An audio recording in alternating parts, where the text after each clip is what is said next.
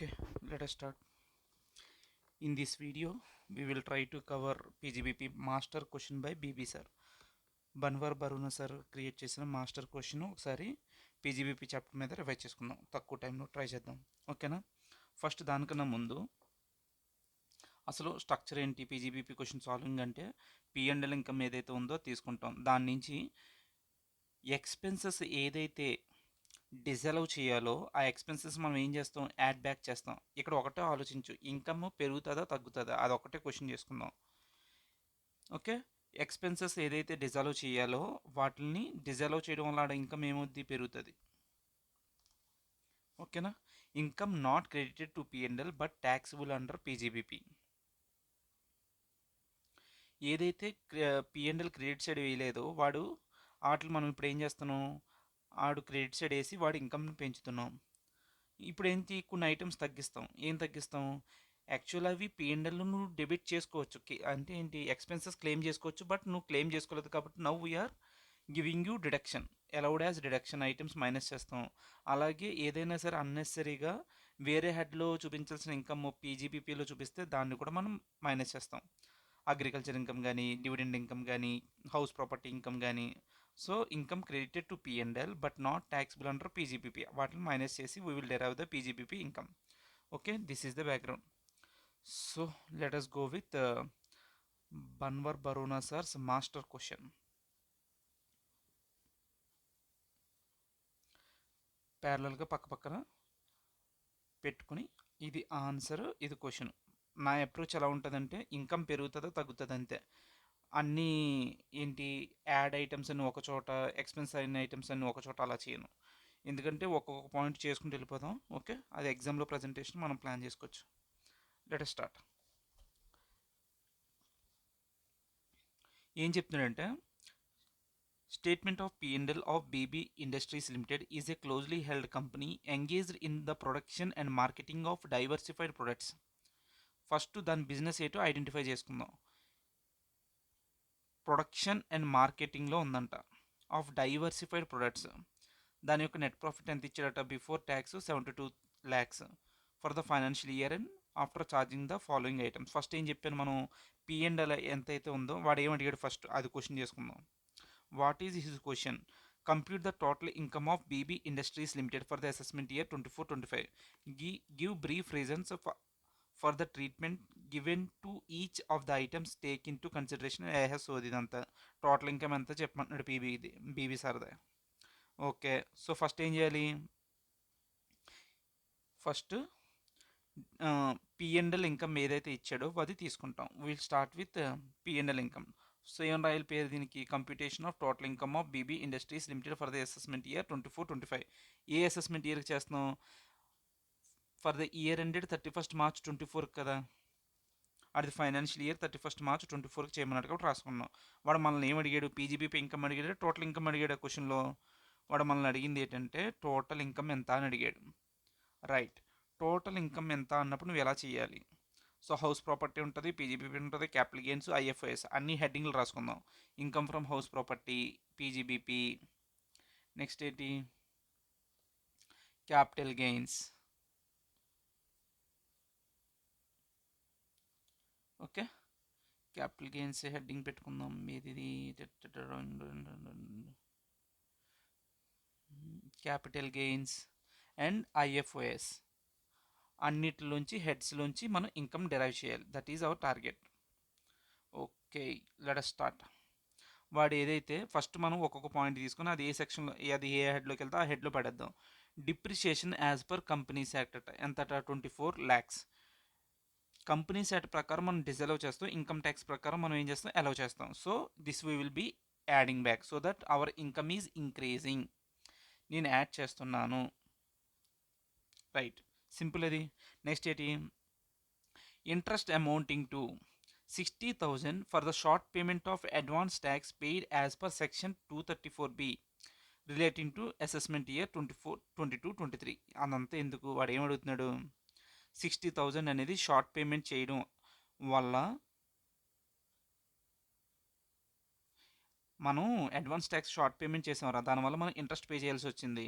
ఎంత పే చేసామట? 60,000. ఇప్పుడు ఈ ఇంట్రెస్ట్ మనం ఎక్స్పెన్స్ కింద అలౌ చేసుకోవచ్చా చేయకూడదా? మనకేం తెలుసు మనకేం తెలుసు అంటే సెక్షన్ 37లో మన జనరల్ డిడక్షన్ డిస్కస్ చేసుకున్నప్పుడు ఏం నేర్చుకున్నాం? ఇంట్రెస్ట్, ఇన్కమ్ ట్యాక్స్ సంబంధించిన ఇంట్రెస్ట్ అయినా, పెనాల్టీ అయినా, ట్యాక్స్ అమౌంట్ పెయిడ్ అయినా సరే ఏది కూడా అలౌ చేయదు, ఇన్కమ్ ట్యాక్స్ డిజలౌ చేస్తుంది. అదే జిఎస్టీకి సంబంధించిన ఐటమ్స్ అనుకో, ఏంటి ఇంట్రెస్ట్ కానీ ట్యాక్స్ అమౌంట్ కానీ, then it is allowed. So ఇక్కడ దేనికి సంబంధించింది? Advance tax is related to income tax మీద, కాబట్టి this is disallowed. Okay, as this is disallowed we're adding back. Right. So ఇక్కడ మనం ఒక ఇంట్రెస్టింగ్ పాయింట్ తెలుసుకోవాల్సింది ఏంటంటే, అదే గనక ఇన్కమ్ ట్యాక్స్ ఫీ పే చేసాము, మనం ఒక ఫీ పేమెంట్లో ఏదో ఒక పర్టికులర్ అప్లికేషన్ ఫీ పే చేసాం, అటువంటి వాటికి ఏం చేస్తారు? మనకి డిడక్షన్ ఇస్తారు కదా. అలాగే ఇన్కమ్ ట్యాక్స్ వాడికి ఏదన్నా ఫీ పే చేస్తే then you can allow, take it as deduction, then it is allowed. Okay, next. So ఇక్కడ second point done. Third point ఏం చెప్తున్నాడు? Interest on and borrowing cost ఎంతట? 9,50,000 to 7 lakhs. దేని మీద? Opening మీద, కాస్ట్ ఆఫ్ ఓపెనింగ్ మీద, closing inventory. Though not meeting the criteria for recognition as a component of cost. ఏం చెప్తున్నాడు అంటాడు? ఇన్వెంటరీలో మన దగ్గర ఇన్వెంటరీ ఉంటుందా? ఇన్వెంటరీ మనం కొనుక్కోవడానికి ఒక చోట బారోయింగ్ కాస్ట్ ఇంకర్ అయ్యాం, ఆ బారోయింగ్ కాస్ట్ని ఇన్వెంటరీలో కలిపేశాడు. సో మనకి ఏం చెప్తుంది? ఐసిడిఎస్ 2కి వెళ్ళాలి. ఐసిడిఎస్ 2 ఏం చెప్తుందంటే, ఎప్పుడైతే అక్కడ ఒక క్రైటీరియా ఉంది, నీ ఇన్వెంటరీ గనక ఆ క్రైటీరియాని సాటిస్ఫై చేస్తే అప్పుడు దాని మీద ఇంకా ఆ ఇన్వెంటరీ కొనుక్కోవడానికి ఏదైతే బారోయింగ్ కాస్ట్ ఇంకర్ అయ్యావో దాన్ని ఇన్వెంటరీ వాల్యూలో కలపచ్చు అని చెప్పారు. You can consider that amount in inventory. What is that condition అంటే, borrowing cost shall be included only in the cost of those inventories which require 12 months or more to bring them to the saleable condition. ఏదైనా సరే more than 12 months or more to bring, which requires 12 months or more. ఏదైనా సరే more than 12 months time తీసుకుంటే, 12 కానీ 12 కన్నా ఎక్కువ months కానీ time తీసుకుంటే సేలబుల్ కండిషన్లో, ఇన్వెంటరీని సేలబుల్ కండిషన్లో తీసుకురావడానికి దాన్ని మాత్రమే రికగ్నైజేషన్ క్రైటీరియా మీట్ అయినట్టు చెప్తాం. ఇక్కడ ఏంటి, ఆడు క్లియర్గా చెప్తున్నాడు ఇది రికగ్నైజేషన్ క్రైటీరియా మీట్ అవ్వలేదు అని చెప్పి. అప్పుడు ఏం చేయాలి? This should not be included in the cost of the inventory. అప్పుడు ఏం చేస్తాం మనం? నార్మల్గా వాడు ఇచ్చింది ఏంటి? ఓపెనింగ్ ఇన్వెంటరీ ఇచ్చాడు, క్లోజింగ్ ఇన్వెంటరీ ఇచ్చాడు. ఈ రెండింటి మధ్య నెట్ ఆఫ్ ఎంత? 2.5 lakhs. ఈ 2.5 lakhs ఏంటి? ఇంట్రెస్ట్ యాడ్ అయిపోయి ఉంది బారోయింగ్ కాస్ట్లో, సారీ ఇన్వెంటరీలో యాడ్ అయిపోయి ఉంది, కాబట్టి ఇది డిసలౌడ్, కాబట్టి we're adding back. Right. Next point. అర్రే, సారీ ఒకటి మర్చిపోయింది చెప్పడం. యాక్చువల్లీ ఫస్ట్ ఇక్కడ ఏముంది? BB industries is a closely held company అన్నాడు కదా. క్లోజ్లీ హెల్డ్ కంపెనీ అంటే ఏంటంటే అన్లిస్టెడ్ కంపెనీ. ఇది మళ్ళీ మర్చిపోతాం, ఇప్పుడు ఒక్కసారి మాట్లాడేస్తా. క్లోజ్లీ హెల్డ్ కంపెనీ అంటే ఏంటంట? అన్లిస్టెడ్ కంపెనీస్ అంట. దాని మీద ఒక పాయింట్ ఉంది యాక్చువల్లీ. ఏంటంటే ఇక్కడ 10th పాయింట్ చూడు. During the year, 1 lakh equity shares of 10 rupees each was issued 25 rupees per share. The fair market value of the shares as per 11 UA of the income tax rules 1962 was determined as per 17 ఒరే అదంతా ఎందుకురా, 1 lakh shares అనేవి issue చేస్తే market price ఎంత ఉంది? దానికి 17 rupees ఉంది. But నేను ఎంతకి ఇష్యూ చేశాను? 25 రూపీస్కి ఇష్యూ చేశాను, అంటే ప్రీమియంకి ఇష్యూ చేశా. ఇది ఏ పాయింట్ అంటే, ఇది ఏంజల్ ట్యాక్స్లో ఉన్న పాయింట్ అంట. ఓకే, అదే పాయింట్ ఏంజల్ ట్యాక్స్ పాయింట్ అంట. అదొక్కటి మాట్లాడేస్తే ఆ క్లోజ్లీ హెల్డ్ అన్న కంపెనీ, క్లోజ్లీ హెల్డ్ అన్న పదం ఉంది కదా, దానికి మీ ఇంటర్లింక్డ్ పాయింట్ అది. స్టార్టింగే చెప్దాం అనుకున్నా, మర్చిపోయా. ఏది? అరే యార్, ఇవి ఎక్కడున్నావు? ఓకే, ఇది కాదు.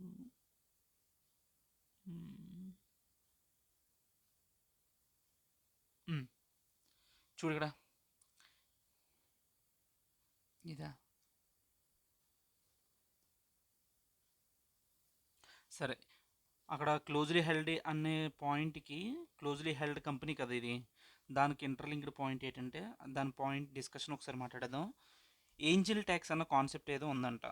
ఏంటంటే ఎప్పుడైనా సరే closely held company issue shares at ప్రీమియంకి అయితే అప్పుడు ఏం చేయాలంట, issue price minus fair market value ఏదైతే ఉందో ఇంటూ నెంబర్ ఆఫ్ షేర్స్ తీసుకొని ఆ ఇన్కమ్ని ఇన్కమ్ ఫ్రమ్ అదర్ సోర్సెస్లో చూపించాలంట. A closely held company has issued equity shares at a premium, then the difference between the consideration and the fair market value is taxable under the income from other sources.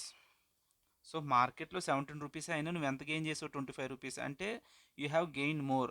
నా ఇన్కమ్ని ఐఎఫ్ఓఎస్లో చూపించు అంటే ఇక్కడ ఎంత ఉంది, 25కి 7, ఇక్కడ ఎంత 25కి 17కి మధ్య ఉన్న డిఫరెన్స్ ఎంత, 8 రూపీస్ ఇంటూ 1 lakh షేర్స్ అంటే ఎంత, 8 lakhs రూపీస్ ఇన్కమ్ ఫ్రమ్ ఐఎఫ్ఓఎస్లో చూపించాలి. ఓకే, ఐ హ్యావ్ డిస్కస్డ్ ఇది క్లోజ్లీ హెల్డ్ పాయింట్. ఇక్కడికి ఎందుకు తీసుకొచ్చానంటే ఫస్ట్లో ఉంటుంది closely held point. Okay, exams మూమెంట్లో మొత్తం ఇదంతా వినలేక టైం ఇంట్రెస్ట్ పోయి వదిలేసాం అనుకో, అది ఇంపార్టెంట్ పాయింట్ అనిపించి వచ్చేసా. Okay, let's go. మన నెక్స్ట్ ఎక్కడ పాయింట్ ఉన్నామంటే 4th point. Expenditure 41,000 cash payment చేసామంట. అందులో 22,000 అన్నది directly paid to producer of dairy farming products. Normal మనకేం తెలుసు, ఏదైనా ఎక్స్పెండిచర్ మోర్ దెన్ 10,000 క్యాష్లో ఉంటే అది డిసలౌడ్. బట్ ఇక్కడ ఎంత ఉంది, 41,000, అందులో 22,000 డైరీ ఫార్మింగ్ ప్రొడక్ట్స్. అంటే ఈ సెగ్మెంట్లో ఎవరైతే ఉన్నారో డైరీ ఫార్మింగ్ ప్రొడక్ట్స్ వాళ్ళకి క్యాష్లో ఎంత పే చేసినా సరే there is no limit, it is allowed. So 22,000 allowed. మరి 19,000 ఎవరికి పే చేసావట, printing and stationery items to a trader. So this is disallowed. So 19,000 ఏం చేయాలి, డిసలౌడ్. ఏదైతే ఎక్స్పెన్స్ కింద చూపించావో దాన్ని మేము డిసలౌ చేస్తాము 19,000ని.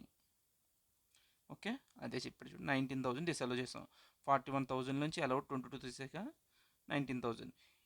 ఇఫ్ టుక్ యాజ్ ఎక్స్పెన్సెస్, ఇది ఇంకొకటి పాయింట్. మనం ఒక పాయింట్ చదివిన తర్వాత దాని ఇంటర్లింక్ ఏమైనా పాయింట్స్ ఉంటే కొంచెం డిస్కస్ చేసుకోవచ్చు.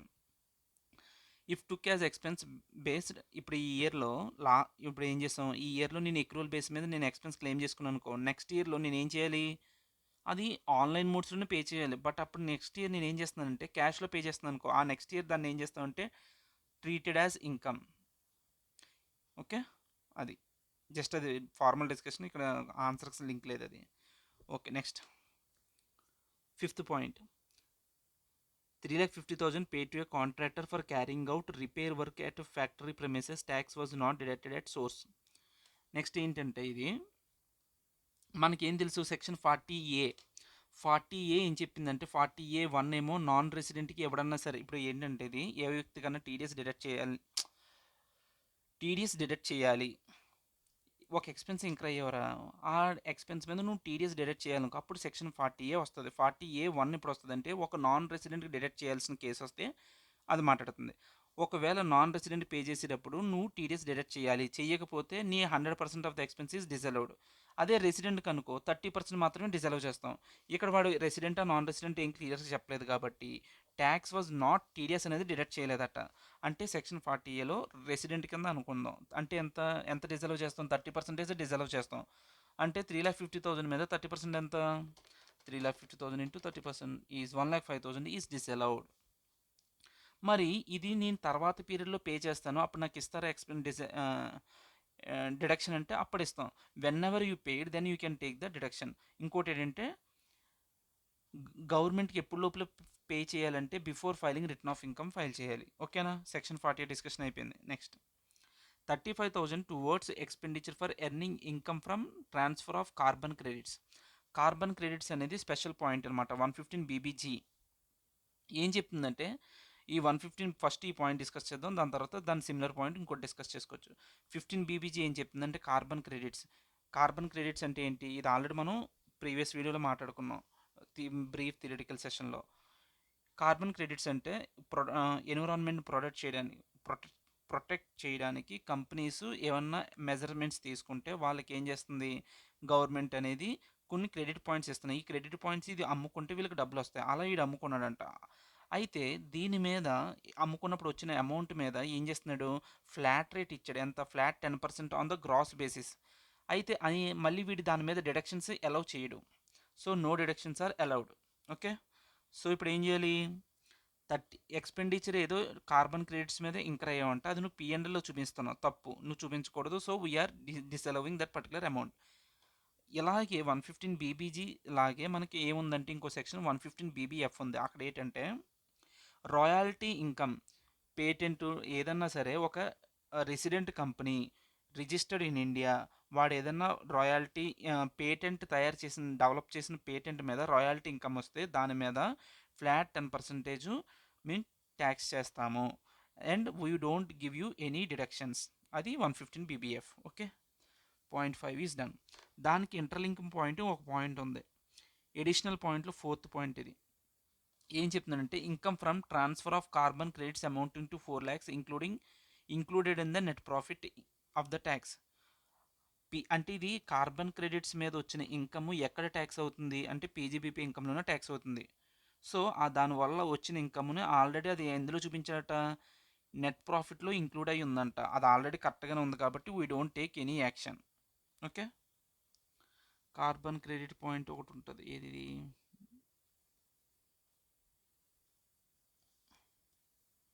చూడు, ఆడ ఆల్రెడీ ఇన్కమ్లో చూపించారు కాబట్టి ఈ పాయింట్కి మనం ఏ యాక్షన్ తీసుకోలేదు.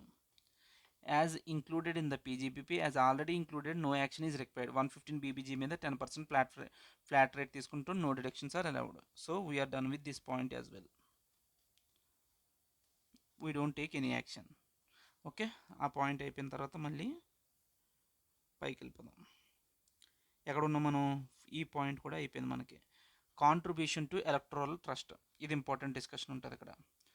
నార్మల్గా ఎలక్టోరల్ ట్రస్ట్ల మీద మనకి 2 పాయింట్లు ఉంటాయి, అడ్వర్టైజ్మెంట్ ఇన్ బ్రౌచర్స్ ఒకటి. ఫస్ట్ ప్రోజన్ డిస్కస్ చేసుకోవచ్చు, దాని తర్వాత పాయింట్లోకి వెళ్దాం. ఏంటంటే ఇక్కడ లేదు, ఫస్ట్ పాయింట్ చదివే ఇక్కడికి వద్దాం. కాంట్రిబ్యూషన్ టు ఎలక్టోరల్ ట్రస్ట్ అంత 3 lakhs paid by way of cheque అట. ఎలక్టోరల్ ట్రస్ట్కి 3 lakhs పే చేసాం. Expenditure towards advertising charges in a brochure of a political party registered under section 29A of registration representation of people act 40,000 paid by way of cheque. So అది ఏం చెప్తున్నానంటే ఇక్కడ electoral ట్రస్ట్కి నువ్వు ఎంత contribute చేసావు? 3 lakhs contribute చేసావు. ఎలాగా? చెక్లో contribute చేసావు. Okay. Advertising charges in a brochure of a political party ఎంత పే చేసావు? 40,000. ఎలా పే చేసావు? చెక్. ఓకే. దాని మీద డిస్కషన్ చూద్దాం. అడ్వర్టైజ్మెంట్ ఏదైనా సరే బ్రౌచర్లో కానీ ఎలక్టోరల్ ట్రస్ట్కి కానీ నువ్వు పే చేసినట్లయితే దాని మీద మీకు 100% డిడక్షన్ ఎలౌడే. ఎలౌడే ఎందుకు ఎలౌడ్? డిసలౌడ్ కదా. So this is disallowed. తప్పు రాశాను అక్కడ. 100% డిడక్షన్ డిసలౌడ్. Deduction disallowed. దాని మీద డిడక్షన్ అనేది ఇవ్వం. But we will give you ఏది చాప్టర్ 6 డిడక్షన్స్ ఉంటాయి కదా, 80 జీజీబీ. 80 జీజీబీ కింద నువ్వు డిడక్షన్ క్లెయిమ్ చేసుకోవచ్చు ఆ సెక్షన్లో. బట్ పిఎన్ఎల్లో మనం డిడక్షన్ ఇవ్వనమాట. ఇక్కడ పాయింట్ ఏంటంటే పిఎన్ఎల్లో ఈ అడ్వర్టైజ్మెంట్ ఇన్ బ్రౌచరు ఎలక్టోరల్ ట్రస్ట్ల మీద మనం ఏ ఎక్స్పెన్సెస్ అలౌ చేయం. But you can claim under 80 GGB. ఎవరికి 80 జీజీబీ? ఎవరైతే ఇండియన్ కంపెనీస్ ఈ పర్టికులర్ బ్రౌచర్లో కానీ ఎలక్ట్రల్ ట్రస్ట్లు కానీ ఏమైనా పే చేస్తే అది కూడా ఎనీ మోడ్ అదర్ దాన్ క్యాష్లో పే చేయాలి. అలా చేసిన వాళ్ళకి మేము డిడక్షన్ ఇస్తాము. ఎక్కడ ఇస్తాము? చాప్టర్ 6 డిడక్షన్స్లో ఇస్తాం. బట్ ఇక్కడ డిసలవ్ చేస్తాం పిఎన్ఎల్లో. That's what they did. అదే మళ్ళీ 80 జీజీసీ అని ఇంకోటి ఉంటుంది. అదేంటంటే అదర్ దాన్ ఇండియన్ కంపెనీస్ ఎవరన్నా సరే ఈ పొలిటికల్ పార్టీస్ కానీ ఎలక్టోరల్ ట్రస్ట్లో పే చేస్తే, అదే డొనేషన్ చేస్తే ఆ వాళ్ళకి డిడక్షన్ ఇస్తాం. But they are mode of payment should be only other than క్యాష్లో ఉండాలి. ఓకేనా? ఇప్పుడు నీకేం చెప్తాను, ఇవి డిడక్షన్స్లో క్లెయిమ్ చేసుకోవచ్చు అని చెప్పాను కదా. ఎంత? 3 lakhs ఒకటి, 42,000 ఒకటి. సో ఇవి 3 lakhs 40,000 డిసలవ్ చేస్తాం పిఎన్ఎల్లో. But we will give them as the deductions in chapter 6 deductions. చూడు, టోటల్ ఇన్కమ్ మొత్తం అన్ని హెడ్స్లోంచి ఇన్కమ్ వచ్చిన తర్వాత డిడక్షన్స్ ఇస్తాం కదా, అక్కడ డిడక్షన్స్ అంటారు చాప్టర్ 6 80 జీజీబీ కింద 3 lakhs ఒకటి, 40,000 ఒకటి డిడక్షన్ ఇచ్చాం. Okay, done. ఈ పాయింట్లు అయిపోయాయి కదా.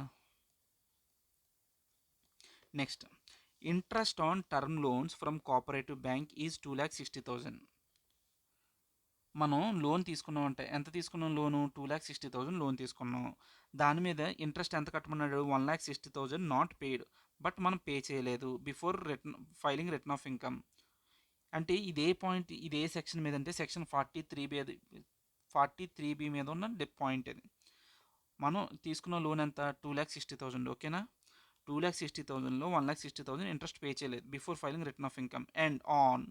ఆ తర్వాత ఎప్పుడో వెళ్ళి వాడి దగ్గరికి అంటే it issued debentures to cooperative bank in lieu of the outstanding interest of 1 lakh and deducted the said interest while computing the profits and PGPP profits and gains of business of the for the assessment year 24-25. ఆడ ఏం చెప్తున్నాడంటే, so total వాడు తీసుకున్న loan ఎంత 2,60,000, okay. 2,60,000 అయితే అందులో ఏం చెప్తున్నాడు 1,60,000 అనేది ఇంట్రెస్ట్ పే చేయలేదంట,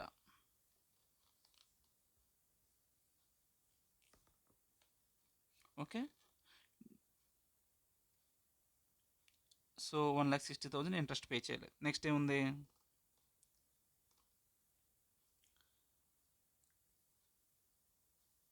1,60,000 ఇంట్రెస్టా, మొత్తం 2 lakh interest on term loans obtained from cooperative bank interest. Okay, okay. మొత్తం మనం తీసుకున్న లోన్ మీద ఇంట్రెస్ట్ ఎంత 2,60,000. అది before filing return of income ఎంత పే చేయలేదంటే 1,60,000 పే చేయలేదు. ఎందుకు before filing return of income అంటే సెక్షన్ 43B మనం మాట్లాడుకున్నప్పుడు ఏం మాట్లాడుకున్నాం, టైర్లో ఐ అంటే ఇంట్రెస్ట్. సో ఎవరికైనా ఇంట్రెస్ట్ పే చేయాలంటే before filing return of income file చేస్తేనే వాళ్ళకి డిడక్షన్ ఇస్తాం. వాడు before filing return of income file చేయలేదు కాబట్టి 1,60,000 we don't allow as deduction. మిగిలిన ఎంత ఉంది 1 lakh. మిగిలిన 1 lakh మనోడు ఏం చేశాడంటే డిబెంచర్స్ ఇష్యూ చేశాడంట, కొత్త డిబెంచర్స్ ఇచ్చి అంటే ఆ లోన్ని వీడు డిబెంచర్స్ రూపంలో కన్వర్ట్ చేశాడు.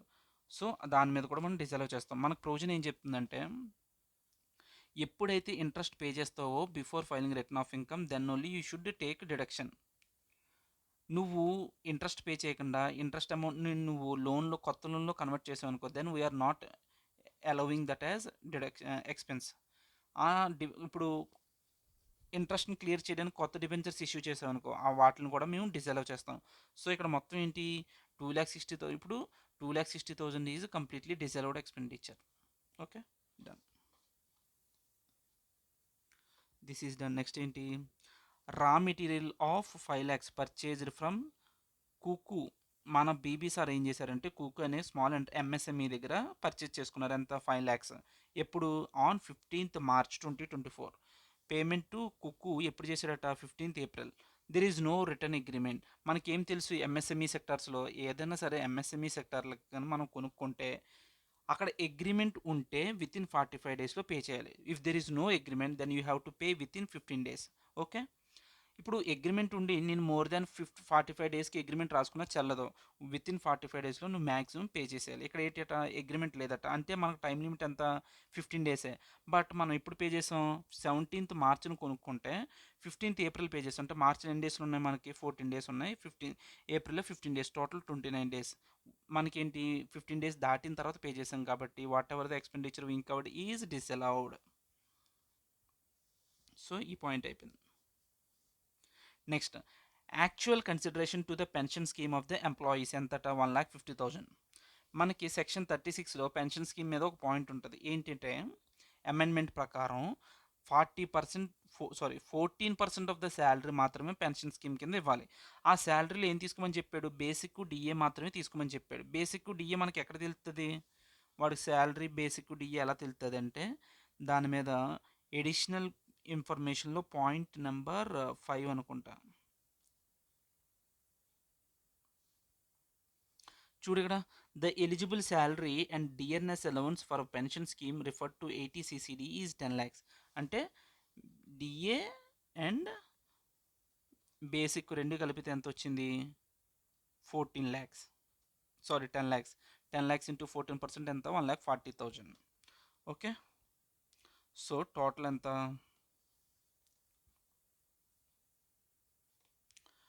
పెన్షన్ స్కీమ్ టోటల్ అమౌంట్ ఎంత అంటే 1,50,000 వాడు ఇచ్చింది. బట్ అలౌడ్ ఎంత only 1,40,000. So 10,000 is disallowed expenses. So ఇది లేటెస్ట్ అమెండ్ ప్రకారం 10,000 అనేది డిసలౌ అవుతుంది expenses, okay. We're done with this point as well. Next point, other expenses includes as expenditure include by CSR. CSR యాక్టివిటీస్కి ఏమైనా ఖర్చు పెడితే మనం ఏం చెప్పాం, సమాజం మనం చాలా ఇచ్చింది, మనం తిరిగి ఇచ్చేయాలి, అది మన రెస్పాన్సిబిలిటీ. అది నువ్వు సమాజానికి ఇచ్చావు కదా, నాకు ఎక్స్పెన్సెస్ అంటే మనం ఇవ్వకూడదు అని చెప్పి మనం సెక్షన్ 37 జనరల్ రిడక్షన్స్ మాట్లాడుకున్నప్పుడు ఒక స్టోరీలో గుర్తుంచుకున్నాం కదా. So this is disallowed expenditure. Okay, ఎంత? 1,45,000 we have to add back. So we're adding back 1,45,000. Okay, ఇక్కడ మనం ఒక పాయింట్ గుర్తుంచుకోవాలి ఏంటంటే, ఇప్పుడు ఇదే అమౌంట్ కనుక మనం ప్రైమ్ మినిస్టర్ రిలీఫ్ ఫండ్కో లేదంటే కేర్ ఫండ్కో పే చేస్తున్నాం అనుకో, సిఎస్ఆర్ యాక్టివిటీ కింద మనం ఏం చేస్తాం అంటే ప్రైమ్ మినిస్టర్ రిలీఫ్ ఫండ్కో కేర్ ఫండ్కో ప్రొవైడ్ చేస్తే అప్పుడు కూడా దీన్ని మనం పిఎండ్ఎల్ పీజీబీపీలో మనం ఏమి ఎక్స్పెన్స్ కింద క్లెయిమ్ చేసుకోలేం. But we can claim under section 80G chapter 60 డిడక్షన్స్లో దీన్ని మనం క్లెయిమ్ చేసుకోవచ్చు. Okay, right. Next point. But ఇక్కడ ఏం ప్రైమ్ మినిస్టర్ రిలీఫ్ ఫండ్ ఏం చెప్పలేదు కాబట్టి there is no deduction. Next, during the previous year 23-24 ఏం చెప్తున్నాడట, enter into an agreement with Bat limited as per the agreement. B limited has agreed to not to engage in the business of printing. The SSC has paid 11 lakhs without deduction of tax as non compete fees. Non compete fees ఏమైనా pay చేస్తే అది మనం expenses claim చేయొచ్చు అంటే claim చేయొచ్చు. ఎక్కడ చెప్పారు ఇది? జనరల్ డిడక్షన్ సెక్షన్ 37లోనే చెప్పుకున్నాం మనం. Okay, but you have to deduct the TDS. TDS నువ్వు ఆడ రెసిడెంట్ అనుకొని టీడీఎస్ డిడక్ట్ చేయకపోతే ఇప్పుడు మనం ఏం మాట్లాడుకున్నాం, సెక్షన్ 40A అయ్యే రెసిడెంట్కి ఎప్పుడన్నా నువ్వు టీడీఎస్ పే చేసేటప్పుడు వితౌట్ డిడక్షన్ టీడీఎస్ పే చేస్తే అది డిసలౌడ్. ఎంత? 30% డిసలౌడ్. సో మొత్తం 11 lakhs మీద 30% అంటే ఎంత అంటే 3,30,000. So that is disallowed. Okay, next. So we're done with this point. Next, in order to expand its overseas business the company planned online advertisement. చూడు చాలా జాగ్రత్తగా చదువు. ఆన్లైన్ అడ్వర్టైజ్మెంట్ చేస్తున్నాడట. For which it engaged Fastex Incorporation, a London-based company not having any PE in India, and paid 5 lakhs for services availed. No TDS was deducted by the company. అదేం చెప్పాలనుకుంటున్నాడంటే equalisation levy point మీద discussion తీసుకొస్తున్నాడు. Equalisation levy మనకి ఏం చెప్తుందంటే, నార్మల్గా equalisation levy చాప్టర్లో మనకు 2 సెక్షన్లు ఉంటాయి, సెక్షన్ 165 అండ్ 165A. 165 ఏం చెప్తుందంటే, ఆన్లైన్ డిజిటల్ అడ్వర్టైజ్మెంట్ సర్వీసెస్ ఎప్పుడన్నా తీసుకుంటే ఫారిన్ కంపెనీ దగ్గర నుంచి వాడికి ఇండియాలో పిఈ లేకపోతే, పిఈ అంటే ఏంటి? పర్మనెంట్ ఎస్టాబ్లిష్మెంట్ లేకపోతే వాడికి టీడీఎస్ ఎంత డిడక్ట్ చేయాలంటే 6% టీడీఎస్ అంటారు, కానీ దాన్ని ఈక్వలైజేషన్ లెవీ డిడక్ట్ చేయాలంటాడు. అలా డిడక్ట్ చేయకపోతే 100% మేము డిసలవ్ చేస్తాం. ఎప్పుడైతే నువ్వు పే చేస్తావో then we will allow you as a deduction. అయితే సెక్షన్ 165A ఏం చెప్తుందంటే ఈ కామర్స్ ఆపరేటర్ సర్వీసెస్ అంటే ఇప్పుడు మనకి అమెజాన్ ఎలా ఉందో అలా e commerce operator services provide చేస్తే అప్పుడు ఈక్వలైజేషన్ ఇవి అంతా 2%. ఇక్కడ చెప్పింది ఏంటి? అడ్వర్టైజ్మెంట్ సర్వీసెస్ కాబట్టి it will come under section 165 and 6% TDS deduct చేయాలి. If not deducted expense will not be allowed. ఎప్పుడైతే నువ్వు డిడక్ట్ చేస్తావో then allowed in the period in which it was paid. Okay, okay. ఎంతట? 5 lakhs అనేది pay చేశాడట. ఈ 5 lakhs 100% deserve. మనం ఏం చేయాలి? 100%ని డిజలవ్ చేసాము. Okay, clear. This point is clear. Next, the company has made A provision for gratuity based on actuarial valuation of 5 lakhs. Actual gratuity paid is 1,10,20,000 for the financial year 23-24 was debited to the provision of gratuity account. ఇప్పుడు ప్రొవిజన్లు గట్ట main మనం చూడాల్సింది ఏంటంటే, provision pay చేస్తేనే మనం నార్మల్గా ఇస్తాం. ఏంటి డిడక్షన్? ఇక్కడ పే చేసింది అంటే యాక్చువల్ పేడ్ ఎంతట 1,20,000. సో మనం డిడక్షన్ ఎంత ఇవ్వాలి? 5 lakhs ఇస్తాం, 1,20,000 ఇస్తాం అంటే ఓన్లీ 1,20,000 డిడక్షన్ ఇస్తాం. అంటే మిగిలిన ఎంత డిజల్ అవుతుంది? 3.8 డిజల్ అవుతుంది. కాబట్టి దిస్ ఈజ్ డిజలౌడ్. సో ఇక్కడ ఒక మనకి కొన్ని పాయింట్స్ ఉంటాయి డిస్కస్ చేసుకోవడానికి. యాక్చువల్గా గ్రాట్యుటీ ఏదైతే పే చేసావో దాన్నే అలౌ చేస్తాము. Any payment made or to approved gratuity fund, ఏదైనా సరే అప్రూవ్డ్ గ్రాట్యుటీ ఫండ్స్ పే చేసిన దాన్ని కూడా మేము అలౌ చేస్తాము. Any gratuity already due then it is also allowed. ఏంటంటే మన కంపెనీలో 2 ఎంప్లాయీస్ రిజిగ్నేషన్ చేసి వెళ్ళిపోయారు. వాళ్ళకి ఇప్పుడు మనం ఏం చేయాలి? గ్రాట్యుటీ పే చేయాలి. ఆ గ్రాట్యుటీ ఏదైతే పే చేయాలో 2 employees left the current period for them the gratuity is already due, that provision is allowed. ఏం చెప్తున్నాడు? మనం ఏదైతే పాస్ట్‌లో జరిగిన దానికి ప్రొవిజన్ క్రియేట్ చేయాలో దానికైతే అలౌ చేస్తాడు. ఫ్యూచర్‌లో నేను పే చేయాలి అంటే మాత్రం అలౌ చేయడు. ఓకే. సింపుల్. అదే provision for gratuity fund, approved gratuity fund అయితే మళ్ళీ అలౌ చేస్తాం. And then it should be paid. Okay. Future provision is not allowed, actual, approved అన్ని ఆల్రెడీ డ్యూ వీళ్ళకి మాత్రమే అలౌ చేస్తాము. Okay, done. So we're done with this particular point as well. Next ఏముంది? Next point చూద్దామా? 17th point. P and L అకౌంట్లో debit చేశారంట. ఏంటి? Franchise fee 20 lakhs ఎవరికి పే చేశారు? రాబర్ట్ ఇంకార్పొరేషన్ కంపెనీకి పే చేశారట. For obtaining franchise on 16th August 23, the relevant amount of TDS has been deducted and deposited by the company in time.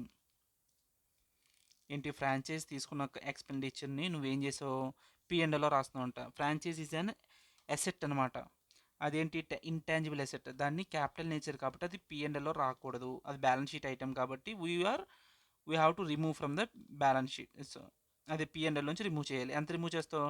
20 lakhs డిజల్వ్ చేసేస్తామంటే అందులో మనకి ఏం తెలుసు? ఇప్పుడు టాంజిబుల్ అసెట్స్, ఇంటాంజిబుల్ అసెట్స్ మీద డిప్రిషియేషన్ క్లెయిమ్ చేసుకోవచ్చు. ఇంటాంజిబుల్ అసెట్స్ మీద ఎంత పర్సెంటేజ్ క్లెయిమ్ చేసుకోవచ్చు అంటే 25% క్లెయిమ్ చేసుకోవచ్చు. సో ఆ డిప్రిషియేషన్ ఎక్కడ చూపిస్తావు? పిఎండ్ఎల్లో చూపిస్తావు కదా. 20 lakhs into 25% gives you 5 lakhs. ఆ 5 lakhsని తీసేసి మిగిలినది 20 lakhs నుంచి ఆ 5 lakhs తీసేగా ఏదైతే ఉందో దాన్ని మనం ఏం చేస్తామంటే డిజలవ్ చేస్తాం. ఎందుకంటే this is a capital expenditure. Okay, this point is done. The company has lost a cash of 12 lakhs due to theft. Then it was withdrawn from the bank and taken to administrative office. It is not insured and hence fully charged as revenue expenditure. ఇక్కడ ఏంటంటే ఇక్కడ actually section 37 general డిడక్షన్స్లో ఈ point వస్తుంది. అప్పుడు నేనేమన్నాను? ఆ point discuss చేసుకున్నప్పుడు థియరిటికల్గా నాకు క్లారిటీ లేదన్నా చెప్పా. ఇక్కడ ఏం క్లారిటీ ఇచ్చాడు కదా. ఏదైనా కంపెనీ లాస్ ఇంకర్ అయితే allowed as deduction normal business loss అని చెప్పి అనుకున్నాడు. ఏంటంటే ఇక్కడ ఒక ఎంప్లాయీ థెఫ్ట్ చేసాడు అనుకో. ఎంత? 12 lakhs డ్యూ టు థెఫ్ట్. బ్యాంక్లోంచి విత్డ్రా చేసుకునేప్పుడు 12 lakhs అనేది అడ్మినిస్ట్రేటివ్ ఆఫీస్లో ఏదో థెఫ్ట్ జరిగింది. It is not insured and hence not fully charged as revenue expenditure. So అది నార్మల్ బిజినెస్ లాసే కాబట్టి దట్ ఈజ్ అలౌడ్. ఇందులో నేను లాస్ట్ టైం కన్ఫ్యూజ్ అయ్యాను. బిజినెస్ లాస్ని అలౌ చేస్తారా చేయరా అని. So they are allowing, we can take. Okay, 1 second. Okay, let's go. మనకి 18th పాయింట్ అయిపోయింది. Next 19th point. Employer contribution to EPF 2 lakhs for the month of March 2024 were remitted on 8th June 2024. ఏంటంట? Employers contribution. Employer contribution అన్నది section 43B కింద వస్తుంది. ఏం చెప్తున్నాడు అక్కడ? ఎవడైనా సరే ఎంప్లాయీస్ యొక్క బెనిఫిట్స్ కోసం, వాళ్ళ యొక్క వెల్ఫేర్ కోసం ఏమైనా పెడితే అవి ఎప్పుడు లోపల పే చేయాలి? Before filing return of income చేస్తేనే నీకు డిడక్షన్ ఇస్తాను, లేదంటే నీకు డిడక్షన్ ఇవ్వని చెప్పింది. If not allowed in the year of payment. ఒకవేళ ఈ ఇయర్లో పే చేయకుండా నెక్స్ట్ ఇయర్లో పే చేస్తే ఆ ఇయర్లో ఇస్తాం, కానీ ఈ ఇయర్లో మనం ఎక్స్పెన్స్ కింద ఇవ్వం. ఓకేనా? వాడు ఎప్పుడు నార్మల్గా కంపెనీస్ ఎప్పటికి వాళ్ళు రిటర్న్ ఆఫ్ ఇన్కమ్ ఫైల్ చేసిందంటే 31st October. ఈడు ఎప్పుడు ఫైల్ చేశాడు? For the month of March 24 were remitted on 8th June 2024. అంటే బిఫోర్ డ్యూ డేట్లోనే ఫైల్ చేశాడు కదా. So we're allowing as deduction and he has took the deduction. There is no need to do anything. ఇప్పుడు employer contribution కాకుండా employee యొక్క కాంట్రిబ్యూషన్గా అయితే ఈపీఎఫ్కి employee యొక్క contribution ఏం చేయాలంటే, బాబు నువ్వు ఇమ్మీడియట్గా, అది నీ డబ్బులు కాదు కదా, నీ ఎంప్లాయీ డబ్బులు కదా, అప్పుడు ఏం చేయాలంటే ఇమ్మీడియట్గా నెక్స్ట్ మంత్ ఆ ఫండ్, ఈపీఎఫ్ అయితే ఈపీఎఫ్, ఏ ఫండ్ అయితే ఆ ఫండ్ డ్యూ డేట్ ఎప్పుడైతే ఉందో అప్పుడు లోపల నువ్వు డైరెక్ట్ పే చేయాలి. అలా పే చేయకపోతే నీకు life long we won't allow as expenditure. Even next year నేను పే చేసినప్పుడు తీసుకుంటా అంటే కుదరదు. కొంచెం సీరియస్గా ఉందన్నమాట. ఇది ఎక్కడ చెప్పారు? సెక్షన్ 36లో చెప్పారు. ఓకే, ఇక్కడ ఏంటంటే క్రక్స్, ఎంప్లాయీ ఈ షేర్ ఏదైతే పే చేయాలో అది ఇమ్మీడియట్గా పే చేయాలి. ఇమ్మీడియట్గా అంటే ఏంటి, నెక్స్ట్ మంత్ 15th కల్లా ఈపీఎఫ్ అయితే. అలా పే చేయకపోతే ఎప్పటికీ కూడా అది డిడక్షన్ ఇవ్వరు. 43B ఎంప్లాయర్ కాంట్రిబ్యూషన్ అయితే ఎప్పుడైతే పే చేస్తారో అప్పుడు తీసుకోవచ్చు. Okay, so we're done with this point. Next, the company had provided an amount of 25 lakh being a sum estimated as payable workers based on agreement to be entered into with the workers union towards periodical wage revision once in 3 years. మనం being estimated as payable to workers, the provision is based on a fair estimation on wage and reasonable certainty of revision once in 3 years. Okay, ఏం చెప్తున్నాడు ఇక్కడ బాబు,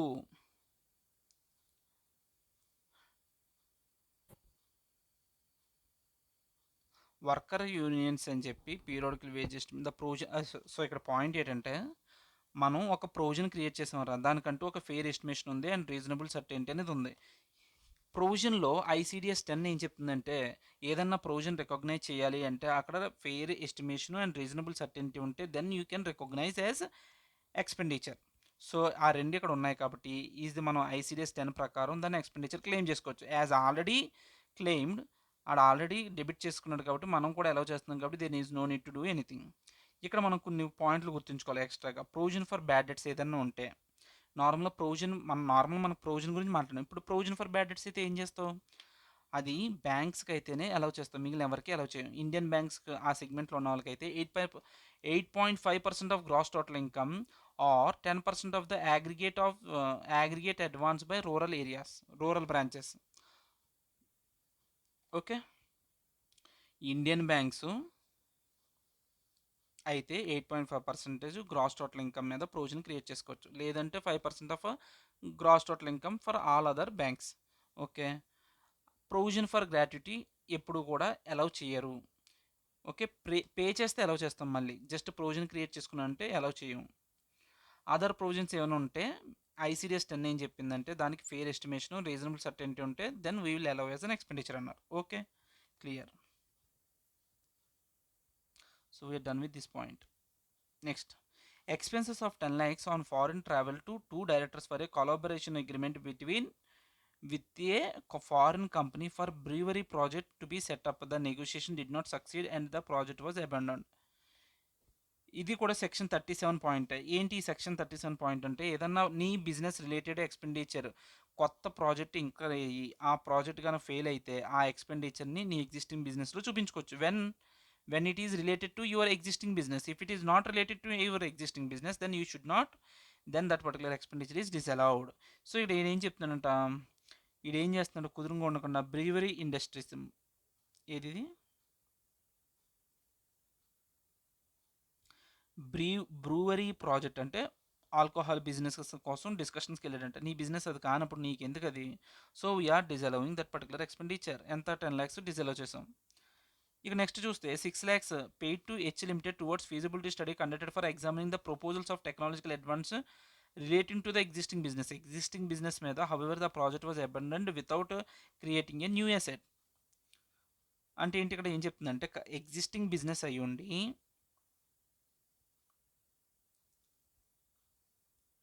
however the project was abandoned without creating a new asset. అప్పుడు ఏం చేయాలి,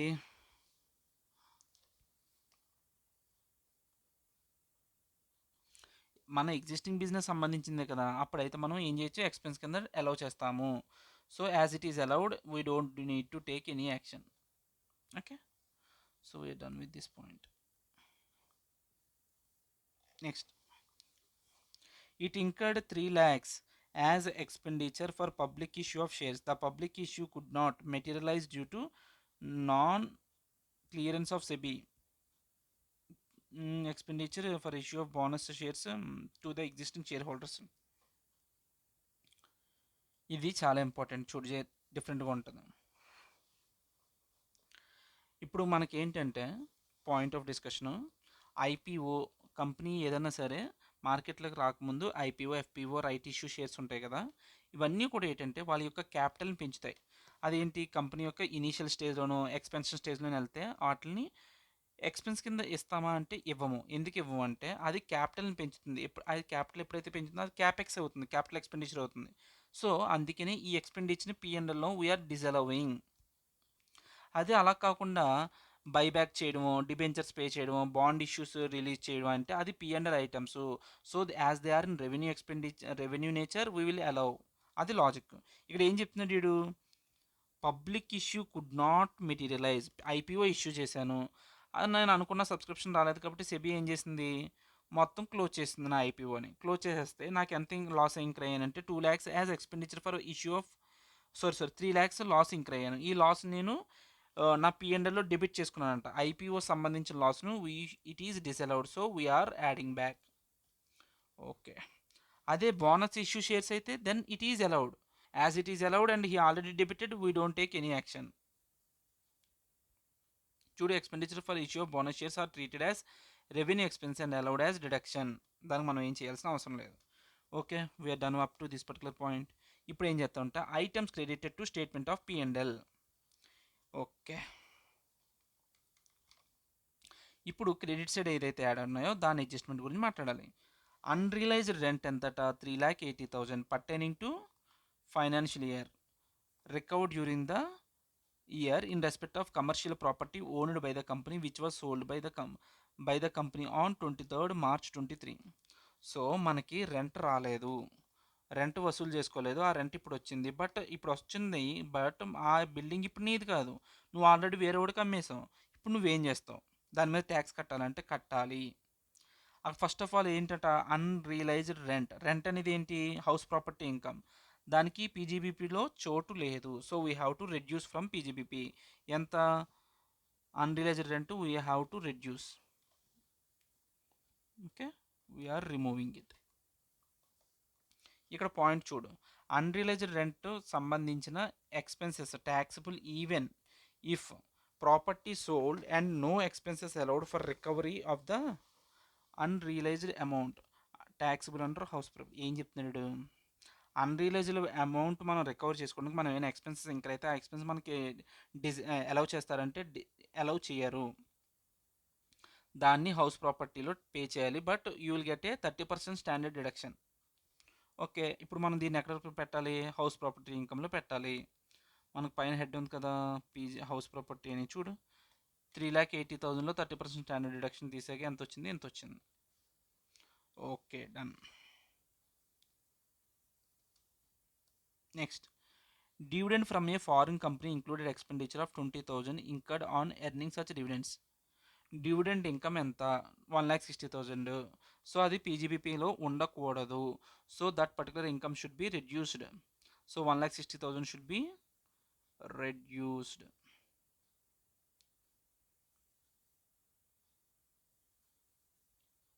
so మనం తీసేసాం, reduce చేసేసి అది ఎక్కడ పెట్టాలి? ఐఎఫ్ఓఎస్లో పెట్టాలి. ఎంత? 1,60,000. ఇది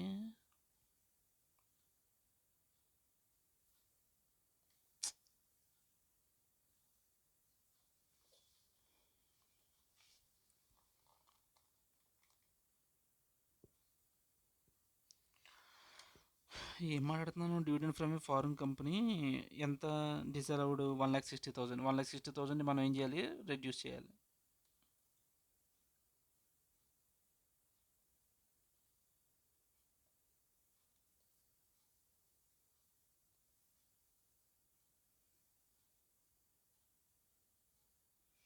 అవును, తీసేసాం కదా. ఇప్పుడు దాన్ని మనం ఎక్కడ చూపించాలి? ఐఎఫ్ఓఎస్లో చూపించుకుంటాం. ఐఎఫ్ఓఎస్ కింద ఉంటుంది. ఓకే, ఎంత? 1,60,000 ఇక్కడ చూపించాను చూడు. Okay, done. Next point, hedging contract చేయడం వల్ల మనకి ఎంత ప్రాఫిట్ వచ్చిందంట? 3 lakhs వచ్చింది. For meeting outlays in foreign currency payments towards an imported machinery 95 lakhs used in the printing business installed on 15th December and put to use from the date. ఇక్కడ ఏం చెప్తున్నట? ఒక machine కొనుక్కున్నామంట. ఎంత? 95 lakhs. అది foreign కరెన్సీతో involve అయిందని చెప్పి మనం ఏం చేసాం, హెడ్జింగ్ కాంట్రాక్ట్లోకి ఎంటర్ అయ్యాం. ఎప్పుడైతే హెడ్జింగ్ కాంట్రాక్ట్స్ ఉంటాయో అక్కడ ఏంటంటే నీకు ప్రాఫిట్ వచ్చినా లాస్ వచ్చినా అసెట్లోంచే అడ్జస్ట్ చేయాలి. You should not recognise any loss or profit in the P and L. So ఇప్పుడు ఏమైంది, నీ అసెట్ ఎంత 95 lakhs అంటున్నావు. 95 lakhs అయితే ఏది, సో నువ్వు 95 lakhs అంటున్నావు కదా. ఓకే, నీకు నేనేం చెప్పాను, హెడ్జింగ్ కాంట్రాక్ట్ యొక్క ప్రాఫిట్ పిఎన్ఎల్లో కాదు చూపించాల్సింది, కాస్ట్ ఆఫ్ ది అసెట్ నుంచి అడ్జస్ట్ చేయాలి. అందుకనే ఈ 3 lakhs మనం ఇక్కడ అడ్జస్ట్ చేసాం. వీఆర్ ఏదైతే ఆడ ఇన్కమ్ కింద చూపించాడో దాన్ని మనం తీసేస్తున్నాం. As this will be adjusted from the block of assets, remove from the income నుంచి మనం రిమూవ్ చేసేసాం. Okay, so we're removing, right. మరి ఈ ఇన్కమ్ ఎక్కడ చూపిస్తుంది అంటే దానికి సంబంధించిన అసెట్ ఎంత ఉంది, ఇదే పాయింట్ మీద ఇంటర్లింకింగ్ పాయింట్ ఎక్కడ ఉందంటే చెప్తాను చూడు.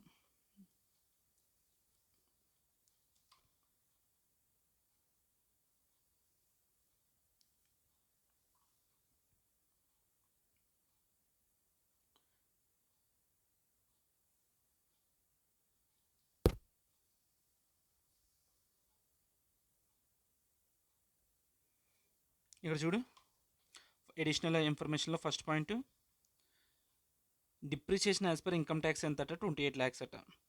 Exclusive of depreciation on the imported printing machinery refer to in item B3 అంటే B3. ఇది ఏం చెప్పాడు,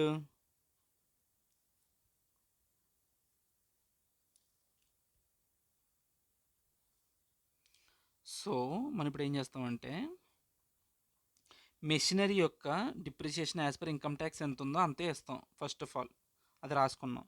అది రాసుకున్న తర్వాత ఏముంది ఇక్కడ, టమ్ టమ్ టమ్ టమ్ టమ్ ఏ పాయింట్ చూస్తున్నాను,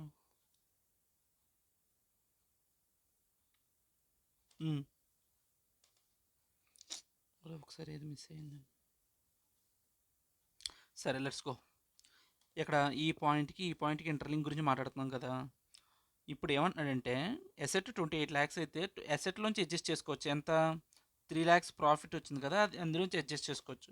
బట్ దాంట్లో ఇంకొక లిటిగ్ ఏముందంటే 3 lakhs ప్రాఫిట్ వచ్చింది ఎప్పుడు, machine valued at importing printing machine ఎంత కొనుక్కున్న 95 lakhs. సో 95 lakhsలోంచి ఆ 3 lakhs తీసేస్తే ఎంత వచ్చింది ప్రాఫిట్, 92 lakhs, రైట్. దీన్ని ఇదేంది బిజినెస్, దీనిది printing and machinery. And machinery అంటే ఏంటి, మ్యానుఫ్యాక్చరింగ్ సెగ్మెంట్లో ఉన్న వాళ్ళకి డిప్రిసియేషన్ ఎంత 20%, అడిషనల్ డిప్రిసియేషన్ కూడా వస్తుంది అడిగి. ఓకే, వీడికైతే normal additional depreciation normal depreciation వస్తుంది కదా. బట్ ఇది ఎప్పుడు కొనుక్కున్నాడు, 15th December 2023. So less than 1 year అని చెప్పి 6,90,000 ఇచ్చారు డిప్రిసియేషన్.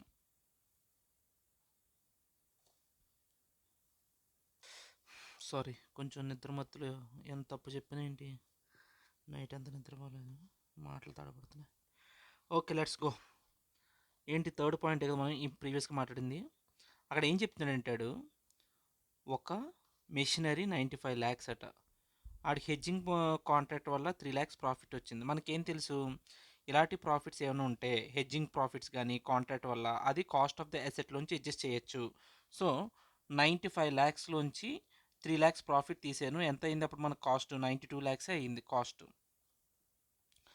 ఓకే, కాస్ట్ 92 lakhs అయింది. అయితే ఇక్కడ మన ఫస్ట్ ఎడిషనల్ ఇన్ఫర్మేషన్లో ఫస్ట్ పాయింట్ ఏం చెప్పాడు, ఇన్కమ్ ట్యాక్స్ ప్రకారం డిప్రిసియేషన్ ఎంత అట 28 lakhs.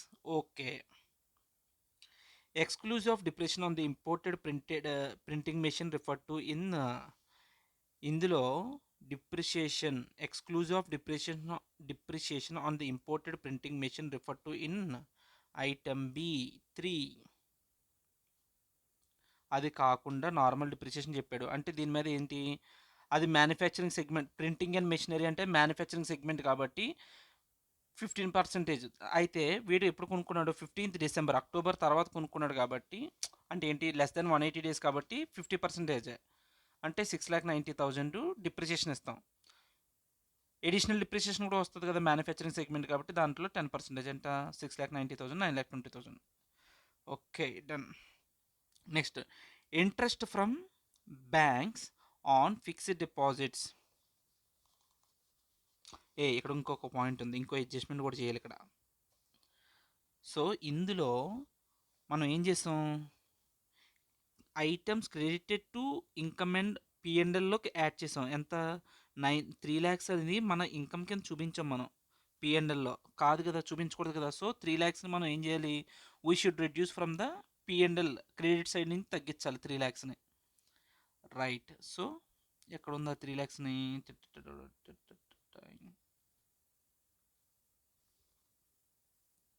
చూడు ఇక్కడ హెడ్జింగ్ కాంట్రాక్ట్లో నుంచి వచ్చిన ఇన్కమ్ అని చెప్పి మైనస్ చేసాం. Okay clear.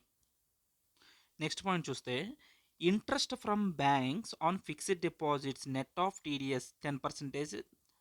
టీడీఎస్ తీసేగా ఫిక్స్డ్ డిపాజిట్స్ నుంచి వచ్చిన ఇంట్రెస్ట్ ఎంతట 1,35,000. అంటే అది ఎంతకి ఈక్వల్, 90%కి ఈక్వల్. ఫస్ట్ ఆఫ్ ఆల్ అది పీజీబీపీ ఇన్కమ్మా కాదు, బట్ నువ్వు ఎక్కడ చూపించో, పీజీబీపీలో క్రెడిట్ సైడ్ చూపించో పిఎన్ఎల్లో. So we have to reduce ఎంత, 1,35,000 మనం రెడ్యూస్ చేయాలి. Interest from bank fixed deposit అని తీసేసాం. దాన్ని ఎక్కడ చూపించాలి, ఇన్కమ్ ఫ్రమ్ అదర్ సోర్సెస్ చూపించాలి. ఇది 90%కి ఈక్వల్ కాబట్టి అప్పుడు 100% ఎంత, 1,50,000. That should be shown in the IFOS. Interest from bank deposits ఎంత, 1,50,000. Okay done. మనకి ఈ పాయింట్ కూడా అయిపోయింది. నెక్స్ట్ ఏంటి, gross revenue includes 5 lakhs in respect of service contract for marketing of some products of నితూప్ ఫర్ ద ప్రొడక్ట్ పీరియడ్ ఏదో ఇచ్చాడు. Expenses ఇక్కడ on the project till 31st March 2024 amounts to 1,20,000, 1,27,000 which is included in other expenses and P&L. ఏం చెప్తున్నారో ఇదంతా, మనం ఒక service contract తీసుకున్నామంట ఫర్ మార్కెటింగ్ సర్వీసెస్. ఎంత, అది 5 lakhs దాని ద్వారా ఇన్కమ్ జనరేట్ అయ్యింది. మనం ఈ 5 lakhsని మనం పిఎన్ఎల్లో ఇన్కమ్ కింద చూపించాం. దాని మీద ఎప్పుడు, for the period 1st March 2024 to 30th April అని చూపిస్తున్నాం. దాని మీద ఇంక్ర అయిన ఎక్స్పెన్సెస్ ఎప్పుడట, 1,27,000. అంటే సరే నేను నీట్గా చెప్తాను దీన్ని, గత్తర గత్తర చెప్తున్నాను నేను. మనకి ఏం తెలుసు, పీజీబీపీలో సర్వీస్ కాంట్రాక్ట్స్ అనేవి ఏదైతే ఉన్నాయో మనకి సెక్షన్ 43CB, సెక్షన్ నెంబర్ ఎంత 43CB. అందులో ఏముంటాయి, contract, construction contract, service contract. ఒకవేళ సర్వీస్ కాంట్రాక్ట్ అయితే లెస్ దాన్ 90 daysలో అయితే ప్రాజెక్ట్ కంప్లీషన్ మెథడ్ ఫాలో అవుతాం. ఇప్పుడు మనకి ఏంటంటాడు, 1st March 2024లో స్టార్ట్ అయింది. 1st March 2024లో స్టార్ట్ అయ్యి టు 30th April వరకు వాడు ప్రాజెక్ట్ అనేది ఉంది. అంటే 10 days 60 days అంటే లెస్ దెన్ 90 days కదా. ఓకే లెస్ దెన్ 90 days కాబట్టి ప్రాజెక్ట్ కంప్లీషన్ మెథడ్ మనం ఫాలో అవ్వచ్చు. ఎక్స్పెన్సెస్ ఎంత incurred, expenses gross revenue includes 5 lakhs in respect of service contract. మనకు వచ్చిన రెవెన్యూ ఎంతట 5 lakhs. ఓకే దాని మీద ఎక్స్పెండిచర్ ఎంత చెప్తున్నాడు, ఎంత ఇంక్ర అయ్యాడట, 1,27,000 ఎక్స్పెండిచర్ ఇంక్ర అయ్యాడట. ఓకే తీసేను, మనం ఎంత నెట్ ప్రాఫిట్ గెయిన్ చేసాం, 3,73,000. ఈ ఇన్కమ్ ఎప్పుడు చూపించాలి మనం అంటే ప్రాజెక్ట్ కంప్లీట్ అయినప్పుడు. ప్రాజెక్ట్ ఎప్పుడు అవుతుంది, 30th April 2024లో అవుతుంది. అంటే మనం ఇయర్ ఎప్పుడు క్లోజ్ అయిపోతుంది, 31st March 2024 క్లోజ్ అయిపోతుంది. కాబట్టి ఇది నెక్స్ట్ ఇయర్లో ఇన్కమ్ కింద చూపించాలి. బట్ నువ్వేం చేసావు, ఎక్స్పెండిచర్ ఏమో ఈ ఇయర్లో చూపించావు, ఇన్కమ్ ఏమో నెక్స్ట్ ఇయర్లో చూపిస్తున్నావు, తప్పు. సో ఎక్స్పెండిచర్ని డిసలవ్ చేస్తాను, ఇన్కమ్ ఈ నెట్ ఏదైతే ఉందో ఈ నెట్ని నేను నెక్స్ట్ ఇయర్లో నేను ఇన్కమ్ కింద చూపించుకుంటా. Revenue recognise next year, cost plus revenue next ఇయర్లో రికగ్నైజ్ చేసుకుంటా. సో ఈ ఇయర్లో ఏదైతే ఉందో నెట్ నా ఇన్కమ్ 5 lakhs అండ్ 1,10,27,000 తీసేను, 3,73,000 నెట్గా నేను డిజలవ్ చేస్తున్నాను. So revenue from service contract నితుప్పు 3,73,000 నేను డిజలవ్ చేశాను.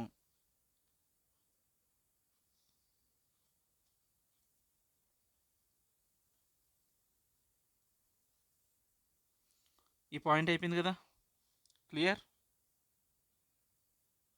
ఏం డౌట్ ఉంది ఇందులో?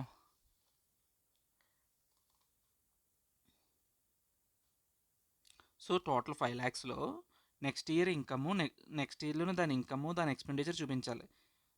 మనోడు ఏం చేశాడు, 1,27,000 ఏమో ఈ ఇయర్లో చూపించాడు. సో అలా కాదు, మొత్తం నెట్గా 5 ల్యాక్స్ మైనస్ 1,27,000 ఎంత ఉందో దాన్ని ఈ ఇయర్లో డిజలవ్ చేసి నెక్స్ట్ ఇయర్లో మొత్తం దాన్ని 3,73,000 రెవెన్యూ కింద రికగ్నైజ్ చేసుకుందాం, క్లోజ్. ఓకే, నెక్స్ట్ పాయింట్ ఏంటంటే fifth point, industrial power tariffs concessions of 5.4 lakhs received from government was credited to statement of P&L.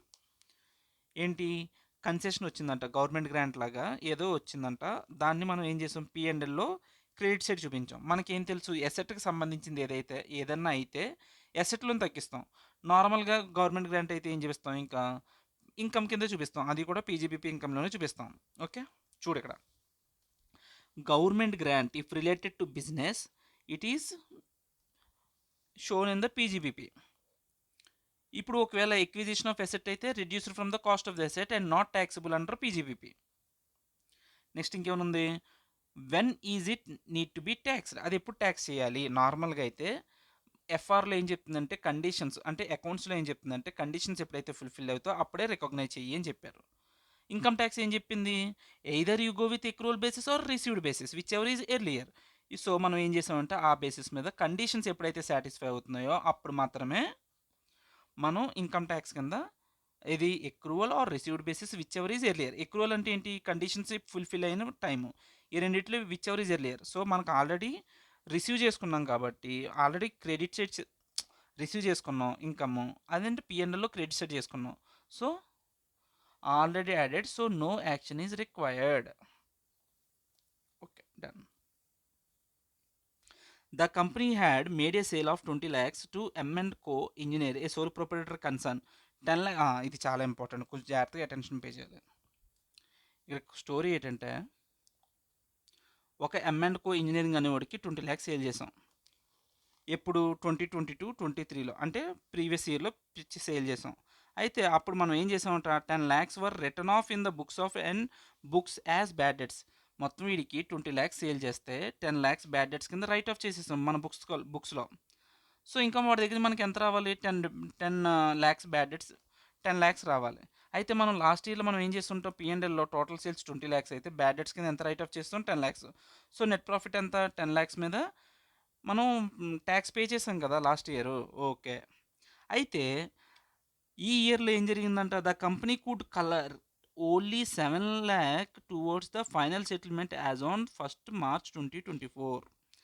Final settlement కింద ఈ ఇయర్ ఎండ్కి మనం ఎంత కలెక్ట్ చేసుకోగలిగాం, 7 lakhs.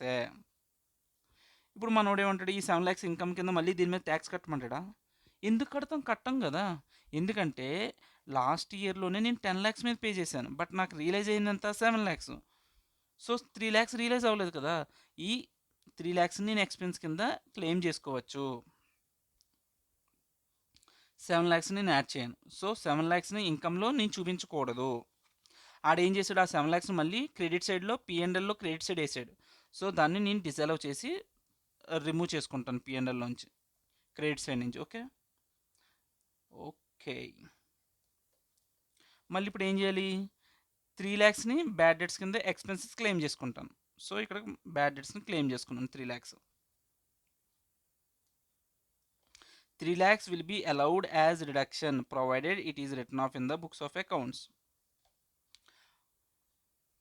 ఓకే, నెక్స్ట్ ఈ పాయింట్ అయిపోయింది. Next point ఏంటి, trade creditors 5 lakhs were outstanding for more than 5 years and there is no business relationship within them. The amount was unilaterally transferred to credit of statement of P&L loss. ఏంటంట, cessation of, మనకు ఒకటి section 41లో ఏముంటుందంటే cessation of liability అంటే ఏంటంటే, మనకి ఏదైతే liable item ఉందో వాడు మనల్ని వేవ్ ఆఫ్ చేసేసాడు. So we don't have the obligation to pay, but నువ్వు దాని మీద ఇన్కమ్ గెయిన్ అవుతున్నావు కాబట్టి దాని మీద PGBP ట్యాక్స్ కట్టు అని చెప్పి అంటది, deemed to be income.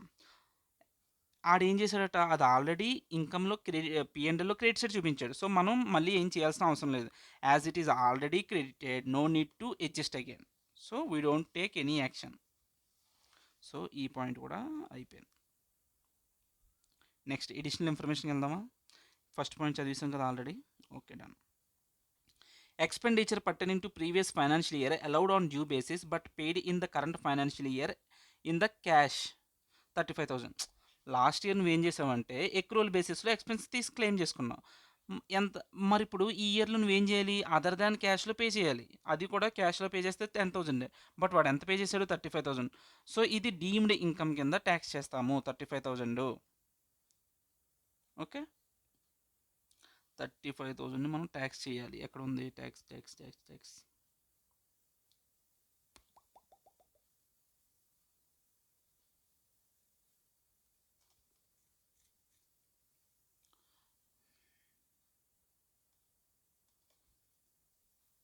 చూడిది amount taxable but not credited to statement of PNL. పిఎన్ఎల్లో క్రెడిట్ సైడ్ వేయాలి, వేయలేదు. సో మనం ఇప్పుడు ఏం చేస్తున్నాం? పెంచుతున్నాం మన లైబిలిటీని. Expenditure pertaining to previous financial year 35,000. Last year ఆడు ఏం చేసాడు? ఎక్రూవల్ బేసిస్ మీద తీసుకున్నాడు but paid in the current year in cash. So disallowed treated as income. Okay, done. ఈ point is completed. Audit fee ఎంత పే చేయాలట? Last pay చేసింది 75,000. అయితే అప్పుడు మనం ఏం చేయలేదు? టీడీఎస్ డిడక్ట్ చేయలేదు. In the relevant previous, however, TDS was paid as on 31st December 2023. మనం ఏంటి? కంపెనీలకి 31st మార్చా? One second. TDS was paid on 31st December 2023. మనం ఇప్పుడు ఫైనాన్షియల్ ఇయర్ 31st March 24రా? Okay, one second. ఏం లేదు ఇక్కడ. Last financial year 31st March 23 కదా, అప్పుడు కూడా టీడీఎస్ డిడక్ట్ చేయలేదు. అందుకని అప్పుడు మనం ఆ ఎక్స్పెండిచర్ని అలౌ చేయలేదు. బట్ ఈ ఇయర్లో దాన్ని అలౌ చేయొచ్చు కదా. లాస్ట్ ఇయర్ ఎంత డిసలౌ చేసి ఉంటాడు? ఆ రెసిడెంట్ అనుకొని 75,000 మీద 30% డిసలౌ చేసి ఉంటాడు. సో మనం ఇప్పుడు ఎంత ఇస్తాం? 30% ఇప్పుడు అలౌ చేస్తాం వాడికి. పర్మిసిబుల్ ఎక్స్పెండిచర్ కింద అలౌ చేస్తాం. చూడు ఏం చెప్తుంటే, నాన్ రెసిడెంట్కి అయితే 100% డిసలౌడ్, రెసిడెంట్కి అయితే 30% డిసలౌడ్. అది ఇప్పుడు మనం ఇస్తున్నాం. ఏం చేయాలంటే వాడు టీడీఎస్ డిడక్ట్ చేసిన తర్వాత గవర్నమెంట్ పే చేయాలి. ఆడు పే చేయలేదు కాబట్టి మనం లాస్ట్ ఇయర్లో డిసలౌ చేసాం, ఇప్పుడు ఇచ్చాం. Okay, done. Next income from carbon credits అయిపోయింది. ఈ పాయింట్ కూడా అయిపోయింది. Eligible salary in respect of on going markets అట. ongoing market contracts, there was a claim for a escalation of prices to the tune of 8,50,000. The company had filed a lawsuit in the 2020. The previous year, the court has gave its judgment in favor of the company. The company has received 2 lakhs till 31st March 24. Gross receipt in the P&L account includes 2 lakhs in respect of such claims. ఏం చెప్తున్నాడు?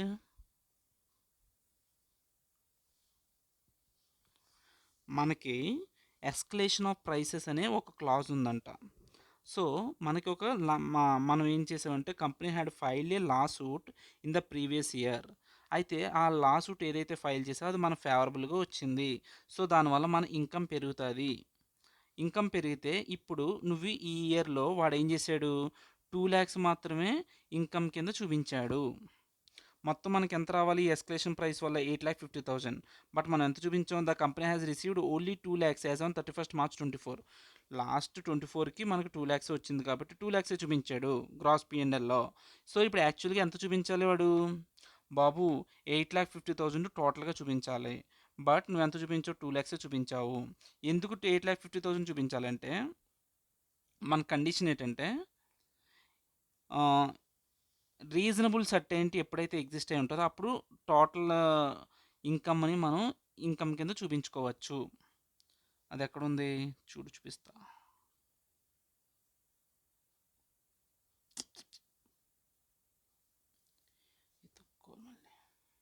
చూడు ఇక్కడ section 145B and ICDS 4 ఏం చెప్తున్నాయంటే deemed to be income when reasonable certainty is achieved.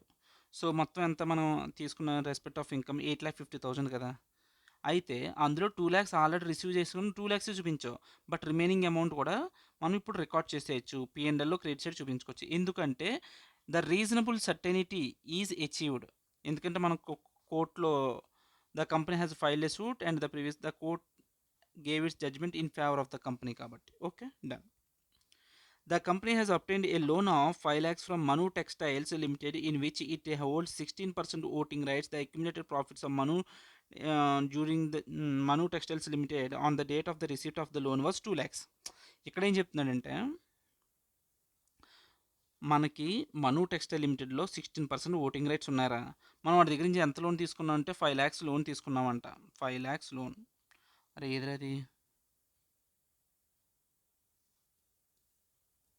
ఇది additional information కదా, అది PNL ఆడ ఏం చేయలేదు ఓకే ఓకే. సో ఇక్కడ పాయింట్ ఏంటంటే చూడు, మనకి మను టెక్స్టైల్లో 16% ఓటింగ్ రైట్ ఉంది. వాడి దగ్గర లోన్ ఎంత తీసుకున్నాం? 5 lakhs. ఓకే. అక్యుములేటెడ్ ప్రాఫిట్స్ ఎంత వచ్చాయి? On the date of receipt of loan is 2 lakhs. So total ఎంత తీసుకున్నాం? లోన్ తీసుకుంది 5 lakhs. ఓకే.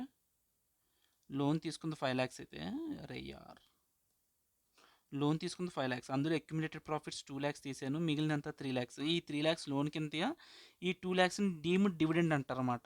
సో డివిడెండ్ అన్నది ఎక్కడ చూపించుకోవాలి? ఐఎఫ్ఓఎస్లో చూపించుకోవాలి. ఈ 2 lakhs మళ్ళీ మనం డిసలౌడ్ ఎక్స్పెండిచర్ అక్కడ పెడతాం ఏమన్నా, లేదంటే ఇన్కమ్లో యాడ్ చేస్తావు పీజీపీపీలో మైనస్ చేయడం ఏమన్నా చెయ్యం, ఎందుకంటే ఇది అడిషనల్ ఇన్ఫర్మేషన్. ఇది ఆల్రెడీ పిఎన్ఎల్లో అడ్జస్ట్ అయ్యి లేదు. ఓకే. అందుకని ఈ 2 lakhsని ఇక్కడ సెపరేట్గా చూపించాం. Okay done. The XSC executed one contract of the value of 15 lakhs and completed in current year. The contract withheld 20% of the contract amount, which would be released only after 2 years. The amount withheld has not been credited to the statement of P&L. ఏంటంటే ఇది service contract సంబంధించిన retention of policy. ఏంటి, ఏదైనా service కాంట్రాక్ట్లో retention of పాలసీని కూడా మనం ఇన్కమ్లో చూపించవచ్చు, year 1లోనే చూపించవచ్చు. ఎంతట 15 lakhs. సో 15 lakhs ఇంటూ 20% ఎంత? ఇక్కడ రిటెన్షన్ మనీ అని ఉండాలి. ఇది రిటెన్షన్ మనీ,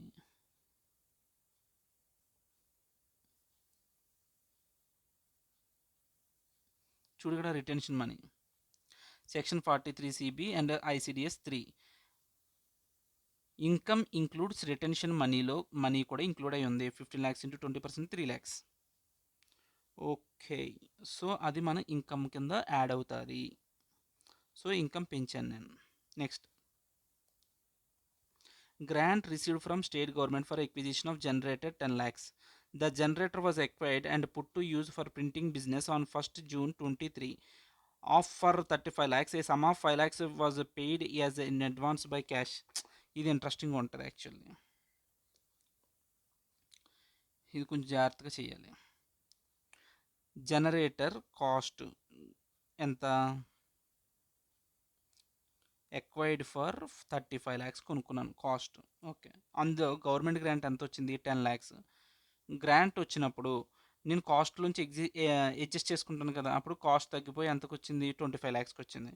అయితే a sum of 5 lakhs was paid as advance by cash to the supplier of generator. ఎవరికైనా అబౌవ్ 10,000 పే చేస్తేనే, బిలో 10,000 పే చేస్తేనే క్యాష్లో అలౌడ్, 10,000 దాటితే డిసలౌడ్. సో మనోడు ఎంత చేశాడట? 5 lakhs అనేది క్యాష్లో పే చేశాడంట. సో ఇది డిసలౌడ్ ఎక్స్పెన్స్ కదా, డిసలౌడ్ అంటే ఈవెన్ అది కాస్ట్లో కూడా యాడ్ అవ్వదు. సో ఏం చేస్తాం? 25 lakhs నుంచి 5 lakhs cash expenses above 10K not included in the actual cost. So actual cost నుంచి 5 lakhs తీసేస్తాం, కాస్ట్లో ఇంక్లూడ్ చేయం. ఓకే. ఇప్పుడు 20 lakhs వచ్చింది కాస్ట్ ఫర్ డిప్రిషియేషన్ అని. ఆ తర్వాత ఏం చేసామంటే transportation charges paid of transporter 25,000 in cash. అక్కడ 25,000 ట్రాన్స్పోర్టర్కి అలౌ చేస్తాడు. ఎంత? ట్రాన్స్పోర్టర్కి లిమిట్ ఎంత? 35,000. బట్ అదేంటి, రెవెన్యూ ఎక్స్పెండిచర్ అయితే ఇస్తాం, బట్ ఇక్కడ ఇదేంటి క్యాపిటల్ ఎక్స్పెండిచర్కి ట్రాన్స్పోర్టర్కి even though it is below 35,000 it is disallowed. So ఆ 25,000 క్యాష్ కూడా మన క్యాపెక్స్ కింద యాడ్ అవ్వదు. ట్రాన్స్పోర్టేషన్ ఛార్జెస్ 25,000, సో అది కూడా రిడ్యూస్ చేసేస్తాం. ఓకే, 20 lakhs నుంచి 25,000 కూడా పోయింది. నెక్స్ట్ ఏంటట, ఇన్స్ సారీ, ఇది ఎక్స్పెన్స్ కింద అలౌ చేయం అంతే, మైనస్ ఏం చేయం. We're not giving this as expense. 43(1) ఏం చెప్తుందంటే లోన్ లిమిట్ 43 సెక్షన్ 1 ఏం చెప్తుందంటే for 35,000 only 10K not part of actual cost. అరే బాబు ఆగు, సెక్షన్ 40A(3) ఏదైతే ఉందో అది ట్రాన్స్పోర్టర్కి 35,000 వరకు లిమిట్ ఇచ్చింది. బట్ అది ఎప్పుడు రెవెన్యూ ఎక్స్పెండిచర్ నేచర్లో ఉంటే ఇస్తాం, అలా కాకపోతే ఆ ఎక్స్పెన్స్ మేము ఇవ్వం. ఓకే, సో అది యాక్చువల్ కాస్ట్లో యాడ్ అవ్వదు. ఓకే, ఆ ఎక్స్పెన్స్ అనేది యాక్చువల్ కాస్ట్కి యాడ్ అవ్వదు, తీసేసాం. నెక్స్ట్ ఏంటంటే యూపీఐ పేమెంట్ ద్వారా ఇన్స్టాలేషన్ ఛార్జెస్ పే చేశానట, ఎంత 35,000. ఇది యూపీఐలో పే చేశాను కాబట్టి ఇది అలౌడే. So this will be added to the cost of the asset. 20 lakhs plus 35,000 gives you 20,35,000. So ఇదేంటి, జనరేటర్. సో దీని మీద డిప్రిషియేషన్ వస్తుంది, అడిషనల్ డిప్రిషియేషన్ వస్తుంది. ఎప్పుడు ఎక్వైర్ చేసుకున్నాం, June 23rd, అంటే అక్టోబర్ కన్నా ముందే, కాబట్టి విల్ గెట్ 100% డిప్రిషియేషన్. ఎంత వస్తుంది, 20,35,000 మీద 15% ఏమో ఎంత, 20% ఏమో ఎంత, సో టోటల్ డిప్రిషియేషన్ ఎంత. Okay, next 10th point already discuss చేసుకున్నాం. Let's go with next point. An asset was purchased on 6 lakhs for conducting scientific research and the deduction was claimed under section 35 of the Companies Act. This asset was sold on for a consideration of 8 lakhs. ఇది important, ఇది ఇప్పుడు అడగలేదట, but దీని మీద మనం study మెటీరియల్లో కూడా question చేసాం. ఏం లేదురా, సెక్షన్ 35లో నువ్వు సైంటిఫిక్ రీసెర్చ్ కింద ఒక అసెట్ మీద 100% డిడక్షన్ క్లెయిమ్ చేసుకున్నావు. ఇప్పుడు దాని వాల్యూ 0 అయితే నువ్వేం చేయాలి, సైంటిఫిక్ రీసెర్చ్ కొనుక్కున్నా నువ్వు ఉంచుకోకుండా వేరేవాడికి అమ్మేస్తున్నావు. ఎంతకు అమ్ముతున్నావు, సెల్లింగ్ ప్రైస్ 8 lakhs అమ్ముతున్నావు, బట్ నువ్వు కొనుక్కున్నది ఎంతకి, కాస్ట్ 6 lakhsకి. సో అక్కడ మనకి ఏంటంటే సెల్లింగ్ ప్రైస్కి కాస్ట్కి మధ్య ఉన్న డిఫరెన్స్ ఏదైతే ఉందో అది క్యాపిటల్ ఎక్విజిషన్ అవుతుంది, క్యాపిటల్ గెయిన్ అవుతుంది. ఇప్పుడు ఫర్ ఎగ్జాంపుల్ 8 lakhs సేల్ చేసిన ప్రైస్, బట్ ఎక్విజిషన్ ప్రైస్ ఎంత, 6 lakhs. ఈ రెండింటి మధ్య డిఫరెన్స్ ఎంత, 2 lakhs. 2 lakhs ఏమవుతుంది, క్యాపిటల్ గెయిన్ అవుతుంది. ఎందుకంటే వాడు ఎప్పుడు విత్ ఇన్ 1 yearలోనే సేల్ చేసేస్తున్నాడు కాబట్టి. నవంబర్ 22లో కొన్నాడు, సెప్టెంబర్ 23 కల్లా అమ్మేస్తున్నాడు, within 1 year. Okay, so అందుకని అది ఏమవుతుంది, షార్ట్ టర్మ్ క్యాపిటల్ గెయిన్ అవుతుంది. మరి పీజీబీపీలో ఎంత చూపిస్తావు ఇన్కమ్ అంటే 6 lakhs చూపిస్తాను. ఎందుకంటే 6 lakhs ఇది పీజీబీపీలో 6 lakhs మీద 100% సైంటిఫిక్ రీసెర్చ్ ఎక్స్పెన్సెస్ తీసుకున్నావు కదా, ఆ 6 lakhs నేను పీజీబీపీలో ఇన్కమ్ కింద చూపించాలి.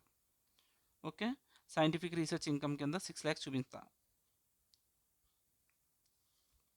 ఇన్కమ్ మ్యాచ్ చేస్తా. నెక్స్ట్ ఏంటంటే క్యాపిటల్ గెయిన్లో ఎంత చూపించాలి, 2 lakhs చూపించాలి క్యాపిటల్ గెయిన్లో. Short term capital gain 2 lakhs, చూడు short term capital gain 2 lakhs చూపించాలి. రైట్, ఈ పాయింట్ కూడా అయిపోయింది మనకి. Next, employees contribution to EPF 2 lakhs recovered from their salaries for the month of March 24 and shown in the balance sheet under the head sundry creditors were remitted on 31st March 24.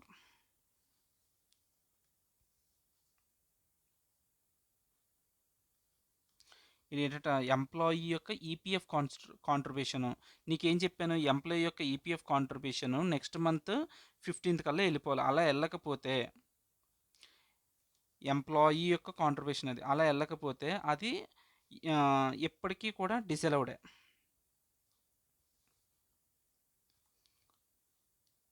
ఎప్పుడు withdraw చేసుకున్న from the month of March and shown in the balance sheet in the head of the was remitted on 31st May. Next month అంటే మే 15th కల్లా వెళ్ళాలి, but వెళ్ళదు కాబట్టి ఇది 2 lakhs డిజలౌడ్ expenditure అవుద్ది. టమ్ టమ్ టమ్ టమ్ సో ఇప్పుడు మనం ఏం చెప్పాం, ఇది ట్యాక్సిబుల్ అని చెప్పాం కదా. చూడు ఇక్కడ amount taxable but not credited to statement of P&L ఎంతట. సో దాన్ని మనం ఇన్కమ్ కింద చూపించాం. ఎందుకు, employee share need to be deposited by next month 15th if not treated as income. So 2 lakhsని ఇన్కమ్ కింద చూపించాం. సో మనకేమైంది, అన్ని హెడ్స్ కింద ఇన్కమ్స్ అయిపోయాయి కదా. క్యాపిటల్ గెయిన్ నుంచి వచ్చింది ఎంత, డివిడెండ్ ఇన్కమ్ వచ్చింది. నెక్స్ట్ ఏముంది, ఇంకేమైనా మిస్ అయ్యా, ఇవన్నిట్లో యొక్క అగ్రిగేట్ టోటల్ ఇన్కమ్, దాంట్లోంచి డిడక్షన్స్ తీసేస్తే ఎంత వచ్చింది ఫైనల్ అమౌంట్. Okay fine. ఏమైనా మిస్ చేశానా నేను?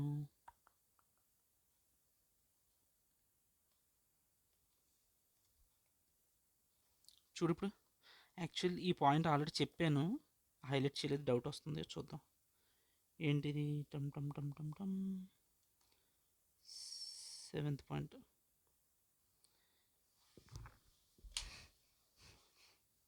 అసలు ఎంప్లాయీ బెనిఫిట్ ఎక్స్పెన్సెస్ ఎంతట, బెనిఫిట్ ఇంక్లూడ్స్ 4,41,000 అనేది ఎవరికో పే ఒకసారి నీట్గా చెప్తాను.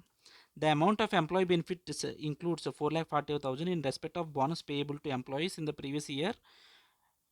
The company and its employees union had a dispute over the payment of bonus. In order to avoid the late payment of bonus, the company formed a trust and transferred the amount to the bonus payable to employees to the said trust. The dispute was settled in the month of November 24. And the trust paid the amount of bonus to the employees on 30th December 24.